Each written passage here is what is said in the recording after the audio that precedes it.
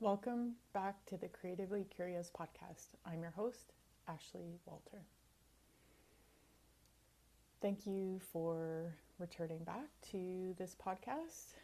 This is episode 9, and I'd like to talk about the trip that we recently took to Europe and just the lessons in that trip and how it's been on my dream board, vision board for a long time, and how easy and effortless it felt, which was surprising because you kind of always think, or at least I did, that a trip to Europe with 2 children would feel really hard.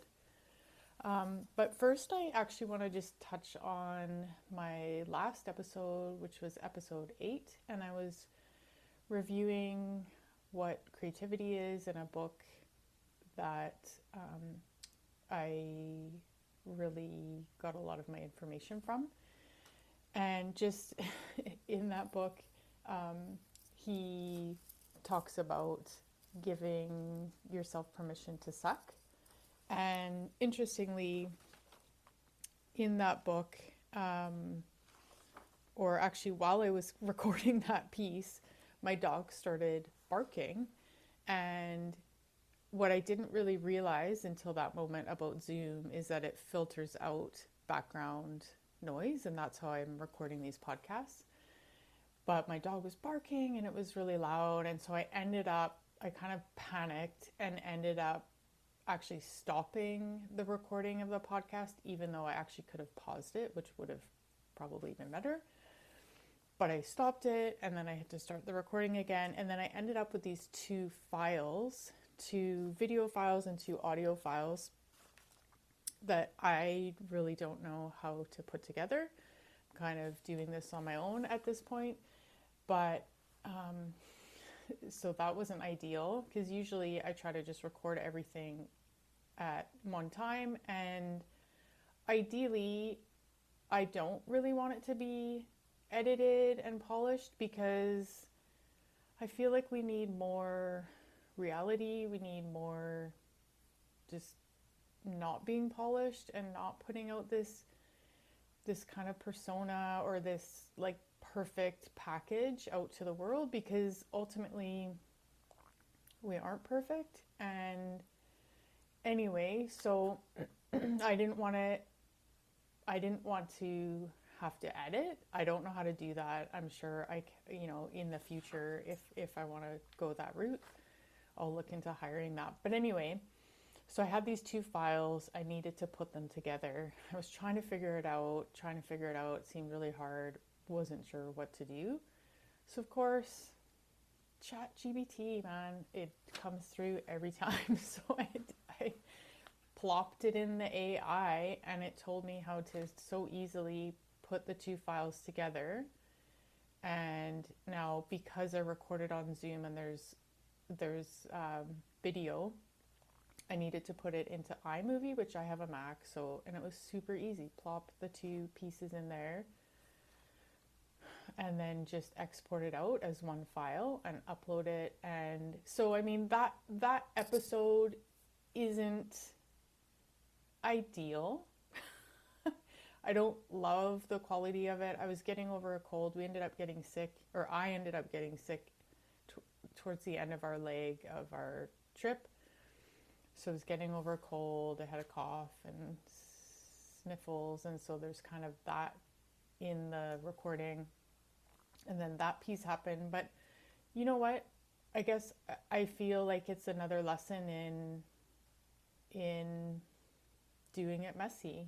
And I'd rather do it messy and take that action than sit around, having to re-record or stress about the perfection of it all, because I feel like that has held me back a lot. And I know for sure for coaching clients, I hear that a lot, that perfection piece.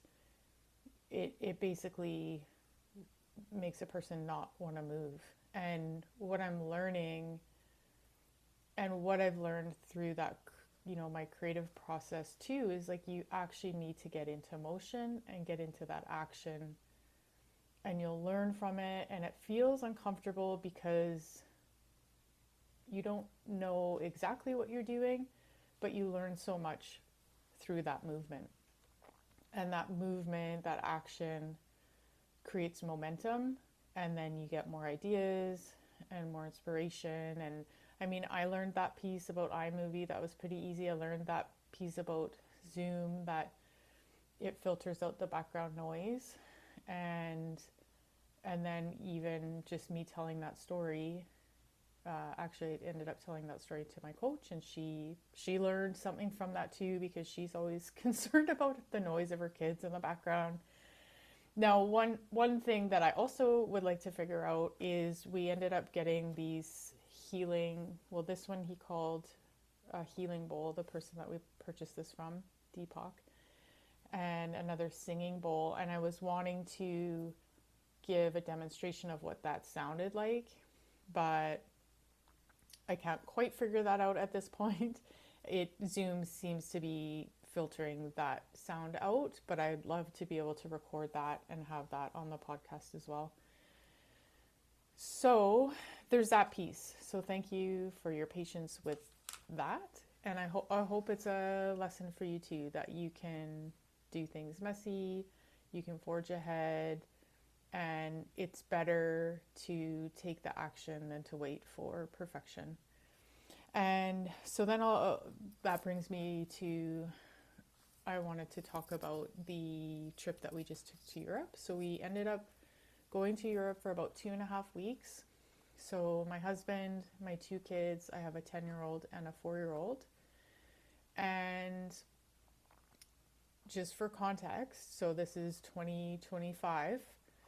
And we actually hadn't been on an airplane since, so it's March 2025. We haven't been on an airplane since December 2018. Because then we were going to go again on a trip in 2019 in December. Decided not to because I was pregnant. And then the pandemic hit 2020. I ended up having my son in April of 2020. And we just, obviously, we all know what happened there. And then we just made a decision to travel within Canada. And that's what we've done, just road trips. And so we haven't been on an airplane. My son hadn't been on an airplane. He's the 4-year-old. So I felt pretty anxious actually about traveling, which was interesting because I have traveled quite a bit. Obviously not, within Canada into the States, but I haven't been overseas since I did my semester abroad, which was, can't remember exactly. It's been over 20 years. I won't date myself. So yeah, I haven't been on, I shouldn't say that. That's not even true. We've been to Asia, but I haven't been to Europe, and I haven't been on a big trip like that since I've had kids. So I felt kind of anxious about it, traveling with the kids. And basically I was scared. I felt scared, and I thought, I don't know if I can do this. We can't do this. We can't travel with these 2 kids. And I believe I've spoken about this practice that I do on this podcast, where I end up writing to the feeling that I'm having. So similar to Liz Gilbert's practice of writing to love, which I also like to do. I will write to my feelings, and especially the feelings that are really talking to me, like anxiety or sadness or anger. And I find it to be a really helpful practice for me. And I kind of just go back and forth. I'm just letting the voice of that feeling come through, and then I'll kind of ask questions or say something to it, but I'm writing it all down. And it basically just gives that feeling a voice. It's seen and heard. It basically feels like it kind of comes out of my body. And not that I'm internal family systems therapist, but I've done a lot of reading about that practice, and I ask the piece, so that's one thing they mention in the books, is you ask that feeling or that part, they refer to it as a part, to step aside. So if it's feeling really strong, really activated, you talk to it and give it a voice, and then just kindly ask it to step aside, because you're an adult now and you can take over. You don't need that anxiety or that scared part to be in charge. And so I thought I'd actually just read what I wrote to that piece, because it was before we booked the trip, and at that point I was kind of like, no, too scary, too much to do with 2 kids. And we took my daughter out of school. They had a bunch of PD days, and so it wasn't a full 2.5 weeks that she missed, but there is that piece there too. But I'm going to read this in case that it's helpful for you to just see. And it feels a bit vulnerable for me to do that, but it is a practice that I use regularly, and it's helpful to me, so maybe it'll be helpful to you. So I write, "Dear anxiety, what would you have me know?" And it may be a bit confusing because I go back and forth, and I'm not going to say who's who, so you'll just have to kind of figure that out. So, dear anxiety, what would you have me know? We aren't safe. It's not a good idea. What isn't? Going traveling. It's too much with kids and foreign places. It's too scary. We can't handle it. I hear you. Thanks for sharing that. My stomach feels tight and burning and knotted. What would help you in this moment? I don't know. It is scary to do new things and go to foreign places. I get that. I'm here for you. Remember when we went to France or Ottawa or Calgary? We were scared then too, and we figured it out. That's true. And it eventually was fun. That's true too. Breathe. Allow. What would you rather be doing? Anything but this. Fishing, maybe? Would you want to go and do that? I've got this. I'm an adult and I can handle this. But my job is to protect you. And you are great at that job. And I really appreciate you. Thank you for doing that. You are so good at protecting me. I think it's my job to protect us now. I'm an adult and I can. Okay, we could try it. I'd like to go play. Sounds great. So that's kind of the end of the writing piece. And I guess I didn't ask it specifically to step aside, but basically, I asked it, what else would it rather be doing instead of that protecting piece?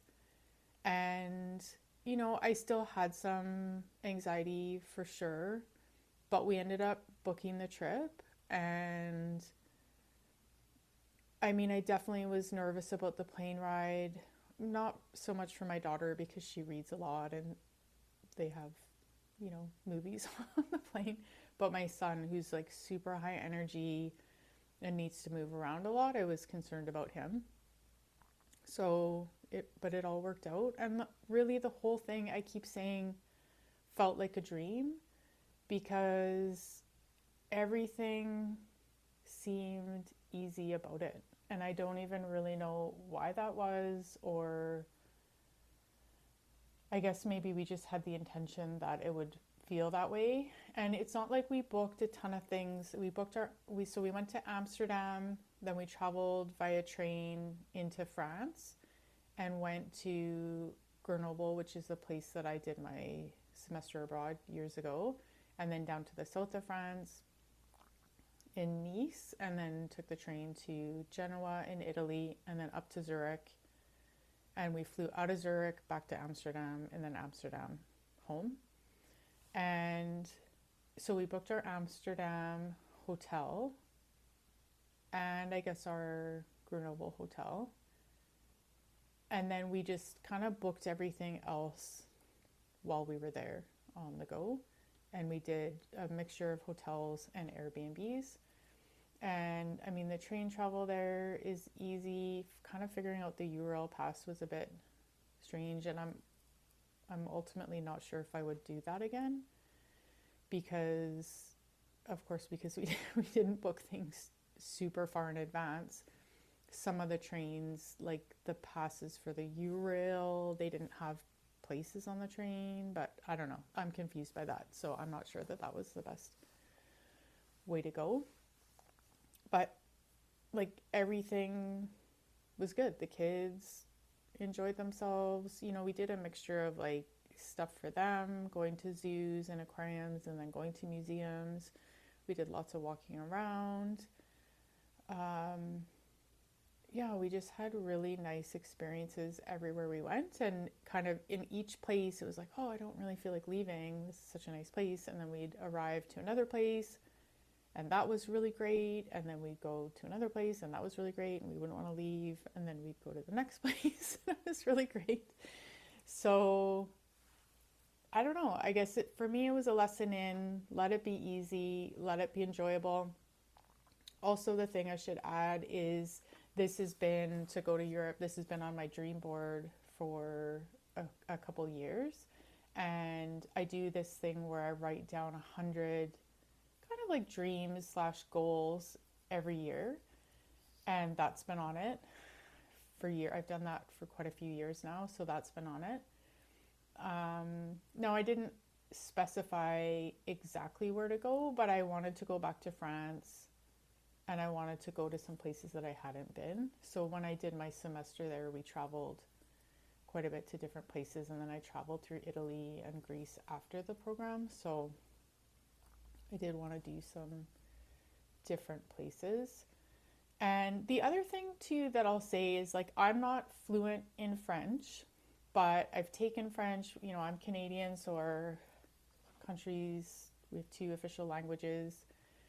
Taken classes, then I did my semester abroad in France. We had a language class there. I'm always kind of like listening to French radio or French podcasts just to kind of keep myself a little bit brushed up on my French. And I also found it a lot easier this time to speak French. I wasn't as scared about doing that right. Now, again, I'm not fluent. I have, I'm sure, just like kind of not rude, but like rudimentary, like French, but it got us by. And then I even had a conversation with a little girl, because my kids were playing at a park. She was 6, so she wanting to play with them. So talked to her. She wanted to practice her English, so she spoke English to me and I spoke French to her. And then her grandpa came by and he didn't speak any English, so I had a conversation with him in French, which was lovely. And it just felt so good not to be so worried about making mistakes. And you know, I wish that I had felt that way, well, my whole life. I wish I'd felt that way. And so I think I gave myself permission recently to just, and this podcast is an example of that, my art is an example of that, pretty much anything we do is we may make mistakes and then we learn from them, and let's let go of having everything be so perfect and polished. And I think, you know, when we look at social media or we look at anything on the internet, that's how it seems, that like no one else is making mistakes. And I just think we need to really normalize that, and maybe also normalize things feeling good, things feeling easy, just doing our best. And you know, you get really excited when you're in a place that just speaks French or just speaks whatever language, that you think, oh, I'm going to learn, I'm going to come back, and I still might do that. I'm considering doing that, hiring a tutor so I can get better at French. It's always kind of been a goal of mine. And then I don't, besides listening to podcasts, and actually one thing I do is get kids' books from the library in French. So then I look up the words I don't know. But there's probably a better way, aka hiring a tutor. But I guess it's my permission to you as well is to dream. What are your dreams? Are you writing them down? Are you imagining yourself living in that dream? And then how can you make it happen? We decided, so this was January 20th that I had written to my anxiety, and we hadn't booked our trip yet. And we left February 13th, the same year. So it's possible. And now my husband and I kind of live like that a little bit, where we just spur the moment style do things. We got married that way.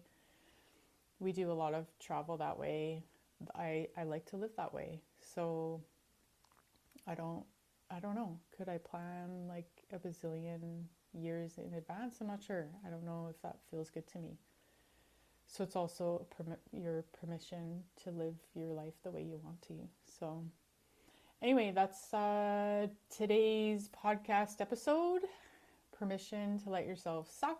Permission to let yourself make mistakes. Permission to let yourself dream. Because again, with coaching clients, I see mostly coaching women, but we don't let ourselves dream, We kind of just, okay, we'll just do the things that we need to do. We can't afford it, or we don't have the time, or blah, blah, blah, blah, blah, whatever our excuses are. Please let yourself dream. And maybe you'll be dreaming that for a few years. It'll be on your vision board, or you're writing it down, or you're imagining it. But it will come true if you want it to come true. So that's today's podcast episode. If you have any comments, I'd love to see them.